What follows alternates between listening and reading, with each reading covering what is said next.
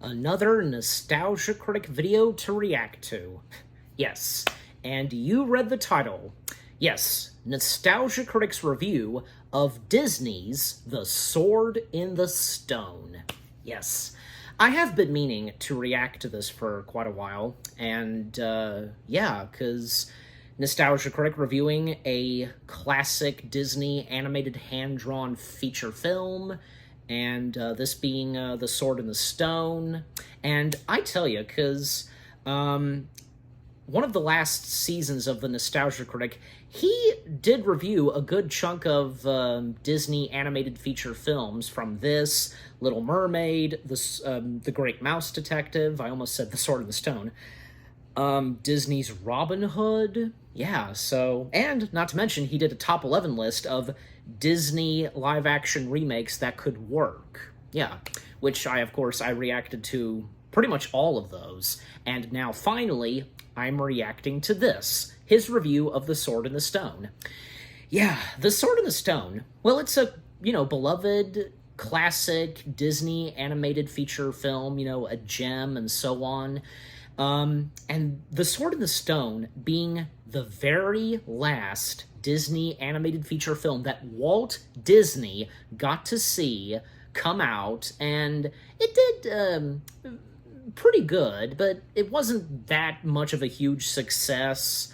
And especially when it came to the next animated feature film that they would do, which being The Jungle Book, Walt was determined to make that good. And also, one of Disney's top story guys, Bill Peet, because, him working on some of these Disney animated feature films and his involvement in The Sword in the Stone, and how, what he was doing with The Jungle Book, of course, would not be used, and eventually, because things were not looking good for The Jungle Book at first, he left Disney. And yeah, but what Bill Peet brought to the Jungle Book characters would still be in the movie. Yeah. So yeah, I think as of now, The Sword in the Stone, it's gotten, a lot more love and respect, than how it was when it first came out in 1964. Yeah, I'm pretty sure that's when it came out. Even, looking at the IMDb page, sometimes IMDb would just would have movies, when they would be released, mixed. I think I saw where, this probably came out in 1965, but it really came out in 1964, and that being The Sword in the Stone. You know what I'm talking about? And if you've seen that, too, on IMDb. So, yeah. So I'm pretty sure as though Doug will have some, positive and honest things to say about The Sword in the Stone, and yeah, so let's see what Doug has to say about The Sword in the Stone. So we'll begin in 3, 2, 1, start. This episode brought to you by Stamps.com. Why go to the store to get stamps when you can have them printed right at home for your convenience? Also brought to you by Honey, the easy way to save when shopping on your iPhone or computer.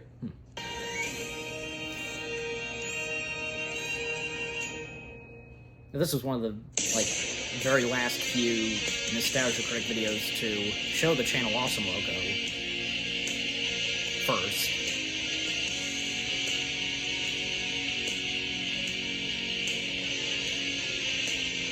As well as the intro, sometime after his review of The Sword in the Stone, well, a fresh new intro would appear. Okay, here we go. Hello, I'm the Nostalgia Critic guy, remember? So you don't have to. Everybody has that movie that they kind of go through phases with. Sometimes they like it, sometimes they don't, but it always sticks with them. Sword in the Stone is one of those movies for me.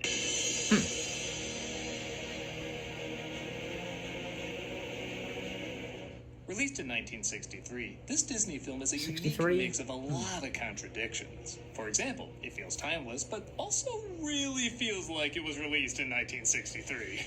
It has a beatnik feel to it, like, hey man, what if we told one of the greatest stories ever before it was one of the greatest stories ever? And nothing happens in it.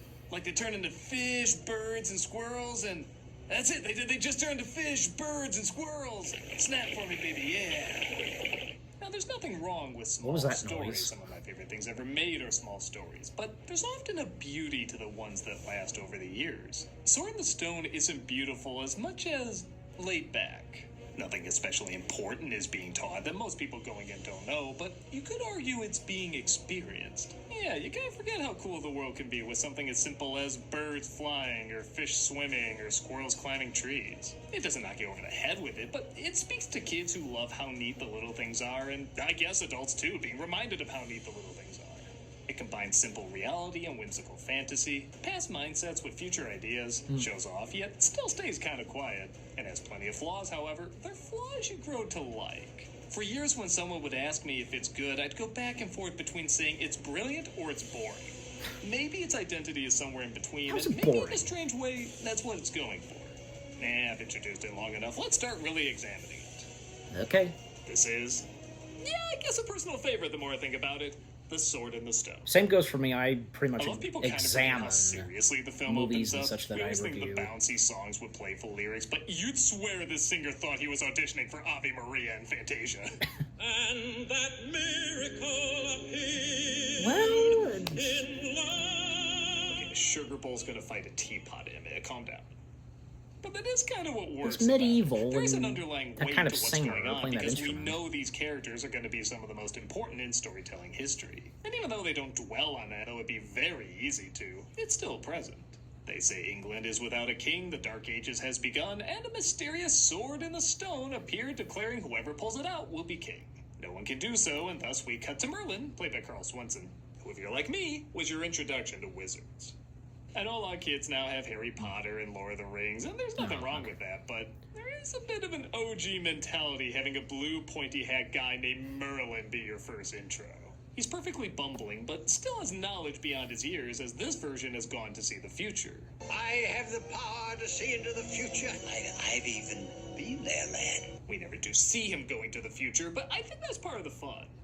I think it's Merlin more fun is if a we just memorable character imagine him in this, going there for and sure. what his reactions would be, especially with the little hints we get here and there. From Bermuda and the 20th century. And believe me, you can have it. We're then introduced to his husband, pet, an owl named Archimedes, who he constantly What? argues with. He doesn't Doug? believe that Merlin can predict that somebody important is going to be arriving at their house. He'll be a boy. 11, And the owl. 12 years Would, old. the voice of the owl I in have a big key, and I will give him many annoying side missions. the owl in Person on the his Sword in way the is, of Stone course, a would boy go on to named voice Arthur, Rabbit. played by, I think, any boy who walked by the Winnie studio. the Pooh, that is. That big fish almost swallowed me, and He was a monster. The biggest fish I ever saw. Apparently, the original actor, Ricky Sorensen's voice, was changing, so one of the directors switched him out with his two sons. And you can, barely tell. Oh, Sir Actor. Sorry, my balls can't decide if they're dropping or not. Arthur is out with his Maybe kind of brother Arthur Kay, might who have gives gone through a his growth little from spurt. Back to the Future. Yes, And I swear and it's drawn Ed like Wood. every American's face doing a bad British accent. Quiet, Ward. Nobody asked you to come along in the first place. Oh, made me Squint, quite angry man. what you did. What? Arthur literally drops into Merlin's home, and I absolutely love Merlin's reaction when he asks him his name. oh, my name's Arthur, but everyone calls me Wart. Oh. I'll be sure to clean that seat thoroughly after you're done sitting in it. I happen to be a wizard. A soothsayer. A prognosticator. A meme generator! Yeah, pretty much. They get along rather quick, and I guess this is as good a time as any to talk about the animation. This was done after 101 Dalmatians revolutionized a new Xerox way of animating. So in some respects, you're seeing the rough pencil drawings as well as the painted cells. Compare this to both older and more modern Disney animated films, and you can see a clear difference. Or and I will admit, I do the kinda Disney go films back and forth on it. before The Sword in the I'm a Stone. sucker for seeing the pencil drawings of a film because you do see what went into each frame of movement. And the sketchy look does add personality to things with hair or wrinkly skin. On the other hand, it is It works odd in- being told in a this Disney is film like finished this. product when you can clearly see ink splotches and lines not filled in. But I don't know, the film I think is supposed to have an old rustic look to it. It is the Dark Ages, so I kind of go along with it. Yeah, that's I've gotta there get you back go. to the castle. When Arthur says he has to go, Merlin insists that he comes with him, because an old man living with a boy he just met is fine. No, really, it was destiny that we met anyway. And he partakes in a lot of people's favorite moment, packing his home into his bag. Pockety, pockety, wackety, whack. Abracadabra. The songs are by the Size, legendary very small. songwriters, the Sherman Brothers, and Yep. most of them are pretty much read as opposed to sung. Alakazaz, Malakazaz. Well, The magnificent, marvelous, that's just how it is sometimes Two, in some Sherman Brothers songs. and go. Shatner will have an album out on this one. They're still crazy memorable. Yes. Ordinary dish soap. Okay, there we go. Grease behind. Okay, see, as I established in the last Nostalgia Critic video I reacted to, as well as some other ones, ads are supposed to play, like, right here, like, when the screen went to black. But sometimes, you know, they just, like, would play even before... You know what I'm talking about? Like, jeez, I don't know why that is. But yeah, Doug has a good point. Yeah, good way to put it there. That the sketches and such, because it, you know, Rusty, you know what he said, and because it takes place in the medieval times. Yes, it works. Yeah, and like I said, like, yes, compare that with like some of the future Disney hand-drawn animated films, like as he showed, The Princess and the Frog. But also compare that with the older Disney hand-drawn animated films before, say, this and Dalmatians. Like, Sleeping Beauty was the very last Disney film to use, like, ink and paint cells, whatever, you know, how they did it. Until they got an upgrade, you know, when it came to, like, say, Dalmatians and The Sword in the Stone. However, before Dalmatians and Sword in the Stone, when the 60s began, there was a Disney short film that's sadly very underrated, but, you know, I think it's pretty good. Goliath II. Does anybody know or remember Goliath II? That was the very first piece of Disney, you know, material, hand-drawn animation to use that new system and how they would do the Disney animated feature films through the 60s and 70s. So there you go. And it's a fun fact if any of you did or did not know that. Yeah, because when Sleeping Beauty came out, again, like after that, you know, the Disney animation would evolve and, you know, get an update and so on. So yeah. So, and yeah, like, this did come out in 1963, did it? Like, it was either that or 64, because, again, like, when trying to... I've done this before, like, when trying to look up exactly when it came out, like, I've Googled it. I've looked at it on IMDb. Just saying. I'm sure you guys have gone through that like I have. And if you know what I'm talking about. Jeez Louise. Alright. Okay, back to it. There's a cute moment where this wolf tries to eat them, leading to some good slapstick, but I never noticed there is some good stuff with the characters here. I don't have any problems. Oh, Pa, everybody's got problems. Arthur insisting he has no problems, just chores, clearly shows he's humble but has no idea what he's capable of. Merlin insisting magic can't solve all your problems, despite not knowing what Arthur's legacy is yet, is also very telling. I like he doesn't build up that he will be something great, but rather he can be something great. Again, it'd be so easy to have Merlin just aware he's gonna be king, but by not having that in there, everything they're saying is just a good life lesson in general. It's not like this is good advice for someone who's gonna be a powerful person, it's just good advice for anyone to live a decent life. Again, it's a little thing, but I think it means a lot. We're then shown his foster father, Sir Hector, played by Sebastian Cabot. Yep. He usually plays these very Cabot. dignified characters, so it's kind of fun to watch him play someone who's a bit of a dumbass. Who are you? True. I mean, you. It'd be so easy to make him a villain, but he's really more a product of the times. He doesn't. Yeah, he's not articulate really this a kid. villain. He just gives him chores and tells him to stay out of the way so he can focus on the one he thinks has more promise. Yeah. Jeez, the kid is a thief stealing from other Disney films, for God's sake. Actually, this one's so low budget, it steals from its own animation half the time. Yeah. Merlin introduces himself and says he wants to develop Arthur's skills. Sort but of when he says Dalmatians no, as Merlin well. persuades him with his powers. Animation from Dalmatians being reused in Sword of the Stone. Dog blizzard. So what? I can make a tsunami in me chamber pot, I can, what? He's put in the North Tower, which, by God, does this thing have personality. It looks like if Rapunzel's tower was begging for money. Sir Eleanor arrives saying it's decided the crown will go to yeah, I never whoever thought of can that. win It the looks like it. championship of strength. Oh, also, this is Alfred from Batman. I have no Oh, joke, yeah. that's just cool. King of all England.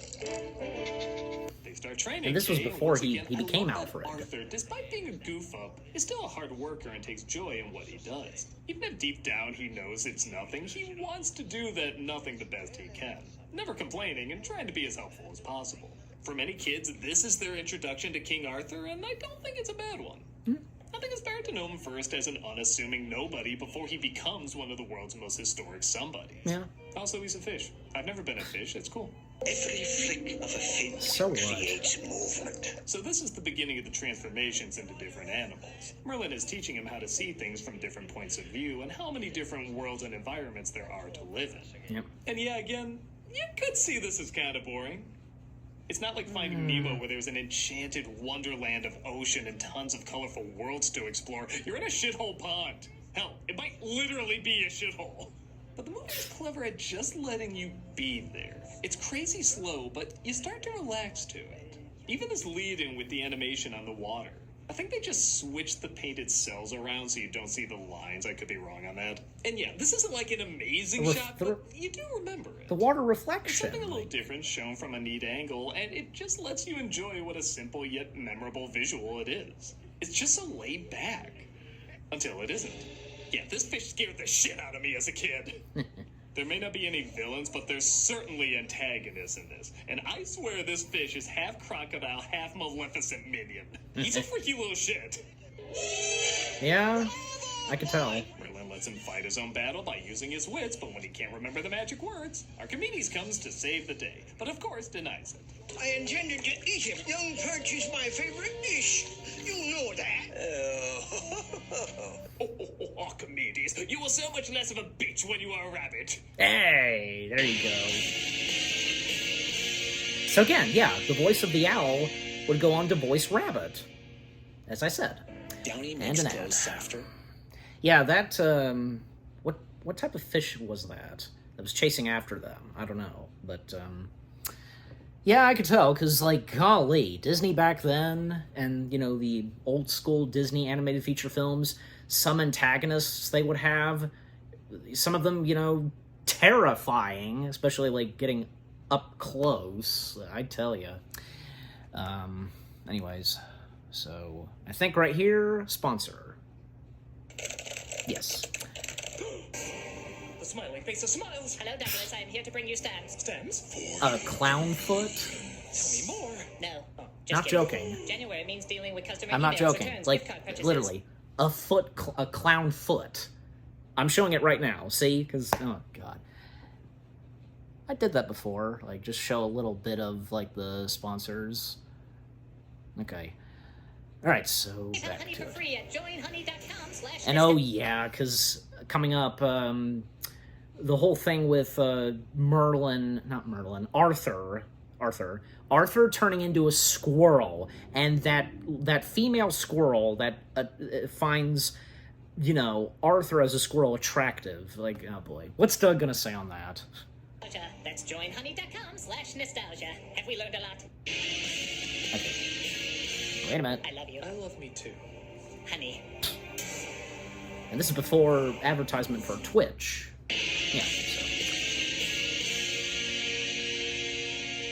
After Merlin uses a spell to do Arthur's chores, he turns them both into squirrels to teach him about gravity. This is my favorite part of the movie for two reasons. This squirrel and this squirrel. They are goddamn hilarious. Oh, you do that. I forgot the second Despite Arthur one. and Merlin having no interest in him, Almost at least forgot. I think so, that is Merlin's tale, right? Their downright Yes. stalker mentality mixed with a complete misreading of signals cracks me up. I guess. I wish I was a fly on the wall to see these actresses record this crazy gibberish. Yeah. How can you not laugh your ass off at this? Yeah. Baby, it's cold outside.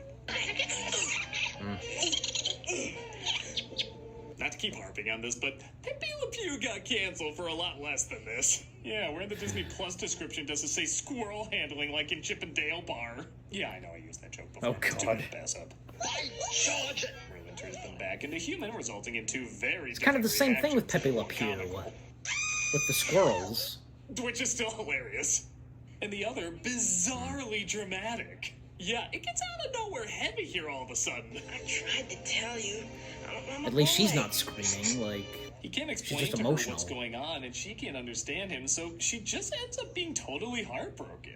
Then they dwell on it for a little bit. For her to find out that he's actually human. Yeah. As a kid, I always thought when I got older I would understand this scene more, and honestly, I don't. But I kind of appreciate it more for that. I feel like you can read a few things into it. We know the heartbreak Arthur will eventually encounter, so it could be foreshadowing that. This was to teach him about gravity, so maybe showing not all heavy things are physical, they can also be emotional. That love business is a powerful thing. Greater than gravity? I'd say it's the greatest force on Earth. I never fully figured it out, and I really like I never fully figured it out. Love can be complicated, so messages about love can be complicated too. It's weird. As I almost follow it less and less, I grow to enjoy it more and more. But don't worry, we got fighting dishes and shit. Oh, the kitchen! It's under an evil spell! The music To in be this fair, was it is good. pretty funny. Yes. It goes chaotic, the music. Just... How'd you like that to be your way to go? Suffocated by magic mop. I feel like if the beast didn't fall in love with Belle, that might be how one of the servants ends him. Just because you can't understand something Good doesn't mean it's one. wrong. Arthur is punished for sticking up for Merlin and is told he can't be Kay's squire. Which, I don't know, sounds like a reward in this case. I'm sorry, lad. Sorry, I spoiled everything. I like Merlin apologizes even though he doesn't care if Arthur is a squire, but Arthur cares, and he sees that. This will also make for interesting friction later. He tries to make it up to him by giving him an education, though, leading to this simple but kind of inspiring line. What good will that do? Get it first, and who knows? Like I said, the movie can be quietly smart in its own way. Yep. He tries to And teach it's him Disney, about the science like- of flight, and that man will in fact fly someday. Archimedes says it's hogwash, and when his proof gets tangled in his beard, we get one of my favorite reactions in the film. Yep. Animating There's a how they capital in laugh. this. Why that long? I don't know, but his laughing makes me laugh. Yeah. Merlin turns Arthur into a bird, and Archimedes decides to show him the technicals of flight. But like underwater, there's also predators in the sky. Yep. Jesus, every place has a darkly colored carnivore waiting for him. I'm sure that Careful, bird was I think a terrifying vampire lives there. to people. Like, Bat gizzards. We get the closest thing resembling a villain in this, Mad Madam Mim, played by Martha Wentworth. And even then, she's not really a villain as much as a disgruntled neighbor.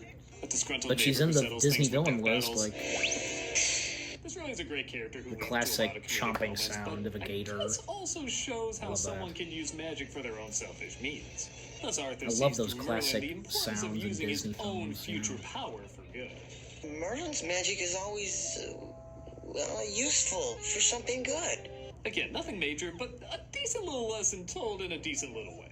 With that said, this Wizard's Duel is both really imaginative and really hilarious. It's got some really great slapstick with some really great animation timing and sound effects. Here I come. and changing into different animals, you know? I Perfect. just love that literally her first move is to cheat. Even before the duel starts, she's cheating. That's just so funny to me. Yep. Just you wait. You're gonna pay. I love that thud sound effect. 50 years with my best friend. Okay. And an ad. Skippable ad. Okay. Yeah, that fight between Merlin and, her, because creative and just it is a memorable part of this movie, definitely. Because, like I said, like, them transforming into different animals, reptiles, and, you know, how each of them, like, just try to attack each other into what, like, form of animal they transform. You know, it's fantastic. And her defeat, obviously, because that's coming up. And, you know, Doug's gonna talk about that, so... Okay, back to it. It may also go without saying, but it's pretty creative no matter what animal they turn into. You can always tell which one is Merlin, which one is Arthur, and which one is Mim. Like, from a And the mile colors. away, you can instantly identify them. Yes! It's just a nice little touch Blue, from a design point of view. Pinkish, purplish, you know. After Mim cheats for like the 10th time, Merlin finally decides to take her out by becoming a germ and making her sick. I really like he doesn't kill her. Again, this movie is smart to still keep things small and not too heavy. Apart from the one right the shit out of nowhere moment, but again, that makes it unique. After the other squire comes down with the mumps, Arthur is reinstated as squire, which angers Merlin, who sees this as an insulting step backwards. And I thought you were going to amount to something. I thought you had a few brains. But I got the outfit that's going to be on all the advertising. Marketing-wise, this will be quite iconic. Yeah. In one of the strangest ways to exit a character, Merlin shouts, "Blow me to Bermuda," and as if having no control over it, he's blown to Bermuda. Archimedes is now the even-tempered one helping Arthur out with less than 10 minutes left in the film. Where did he go? To Bermuda, I suppose. Where's that? Not teleporting, blown straight to discovered there. yet. This is so odd, but again, I'll admit, it did leave an impact. As a kid, I always felt bad when he left, even if it was just for a little bit of time. Like, he really did get involved, and the choice he made really did affect him. It's a bizarre way to show it, but again, it does work in its own strange way. But then, of course, he comes back I forgot your at sword. the end of the Arthur film. realizes he forgot Kay's sword, he rushes to find another one, and, well, you know what happens. Yes. Watch it, boy. He is the chosen one. Oof, that thing's haunted. I'll give Kay the stick instead. No, he pulls it out to the amazement of everyone at the tournament. It's the sword in the stone. The sword in the stone. That's great! Yes. Sword back It is in, Thor once again Ravenscroft. proving that nobody can pull it out but Arthur. This boy is our king. Though it's a short moment, it's very warm Show and them. satisfying to see. I especially love seeing Hector apologize and Kay slowly but surely realize how wrong he was. Again, it's a quick bit of animation, it's even cut off by a dissolve, but there's a lot being processed in those few seconds that really goes a long way. Oh, yeah. Arthur is crowned, his voice puberty backpedals again. Archimedes, I wish Merlin was here. I'm sorry, that's never not funny to me for some reason.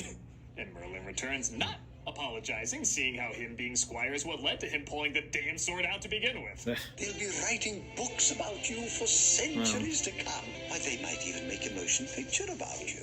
With varying results. And that was The Sword in the Stone. Though my opinion And there was does the TV change show. over time, I do like that it stays with me. It doesn't Well, it was fall about into the Merlin, usual that is. Disney mold when you think about it. It's not a grand epic, it's not a comedy classic, it's not a small celebration of beauty. It's hard to say what it is, aside from content. Yeah. It seems very content in its presentation. It's slow, a little odd, but not crazy weird. And it tells its story in a relaxed way that doesn't act like it needs you to like it. It gives a feeling like it's happy enough just existing. Kind of like Arthur is just happy enough existing, yet he can still find more value in terms of what he's capable of. I guess I do constantly find hidden value in this movie, whether it's aware that value is there or not. In fact, I think that's what makes it so appealing. It doesn't feel like it's trying to hook you in with toys or marketable adventures. Whether it was intentional or accidental, there is a humbleness to this film that I think keeps people coming back to it, even if they can't always explain why. Nobody requested me to review this film, it's just one that's always been in the back of my head, and I guess I wanted to figure out why that was. I think I pointed out the majority of reasons why, but who knows? This film is so one of a kind, maybe there's even more reasons I haven't thought of. It's an interesting film in how much it's not trying to stand out. And in a field where everybody is trying to stand out, I guess doing the opposite can go a long way and even be valued decades later. Yeah, well said. I'm a nostalgia critic guy, remember? So you don't have to. See you next time, Doug.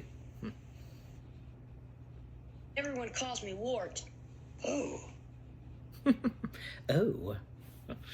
We're continuing And- cameos for charity. Okay, the charity shout-out, as always. Okay, well, that was the Nostalgia Critic's review of The Sword in the Stone, and what he had to say about The Sword in the Stone, yeah, pretty well said and understandable. Things that he talked about that he didn't understand, but, you know, not really necessary to understand, you know.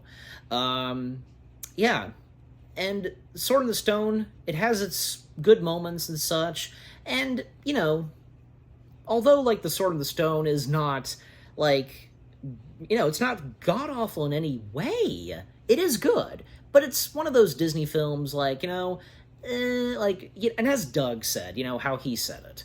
And, yeah, as I didn't know that. Like, that's interesting. Like, Sword in the Stone, nobody asked/request him to, you know, cover/review this. That's interesting.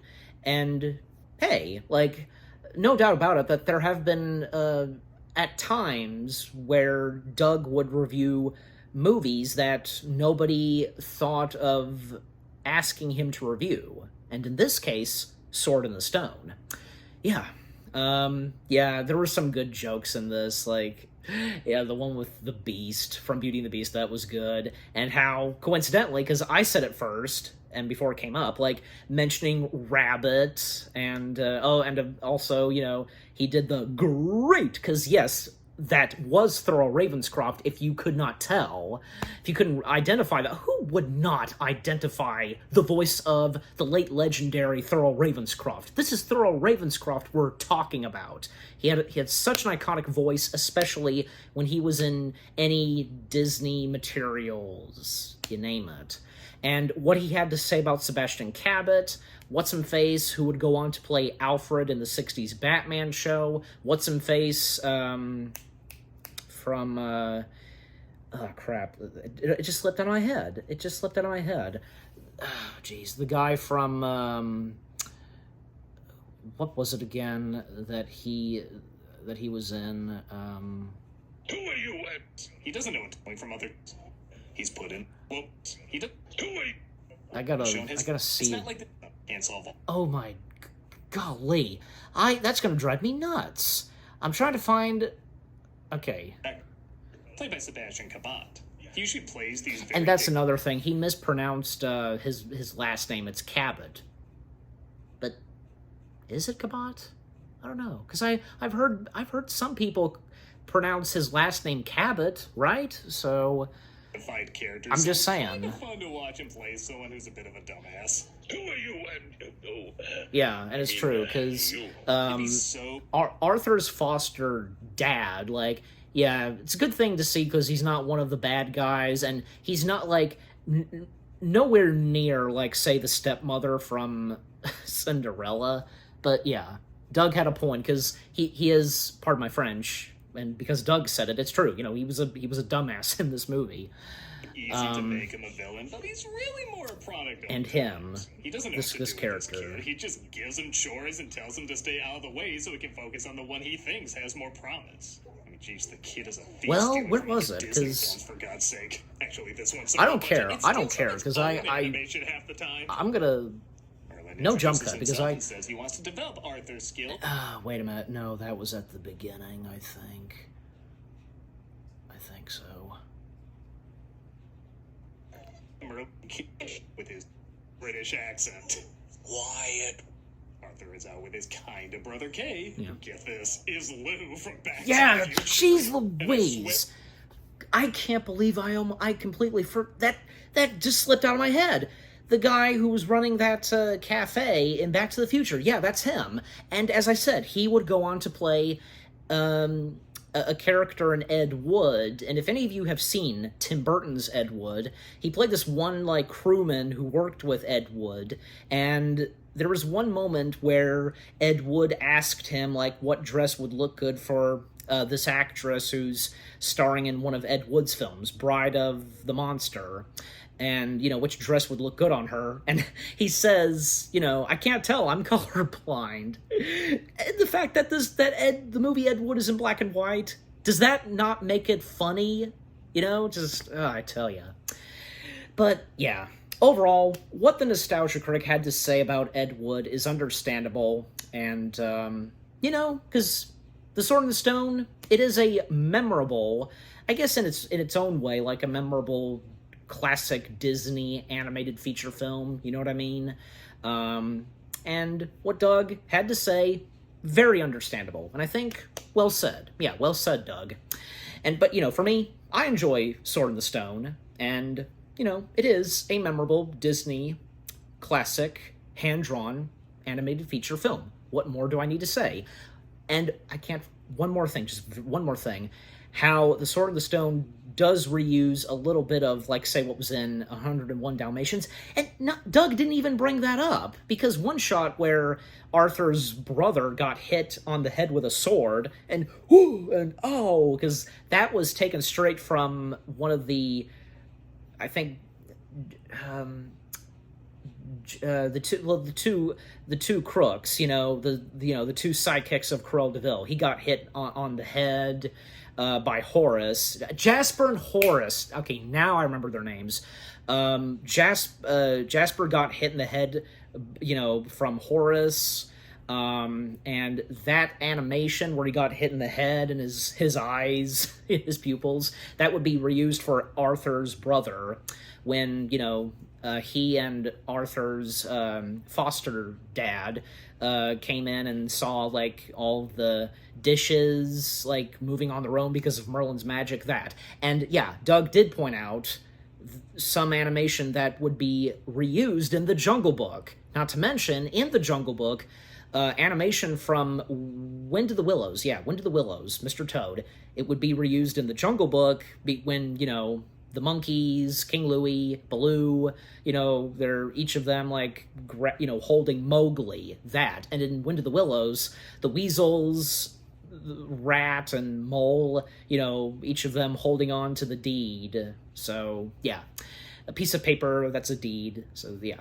So, again, what Nostalgia Critic had to say about Sword and the Stone, pretty well said. And what about you guys? What did you think of the Nostalgia Critic's review of The Sword and the Stone, the video itself, and, what he had to say about the movie, analyzing it as he would always do? And like I said early on, like I said early, before I, reacting to this, I would do the same thing. I would do the same thing too when I review movies, etc. And what did you think of my reaction? Leave comments and give this reaction video a like, as always. So, with all that being said, thank you very much for watching. I hope you guys enjoyed my reaction to the Nostalgia Critic's review of The Sword and the Stone, Disney's The Sword and the Stone, that is. More reaction videos are on the way. They're going to be awesome. Keep looking forward, and I'll see you guys in the next video /reaction. Take care, and peace out.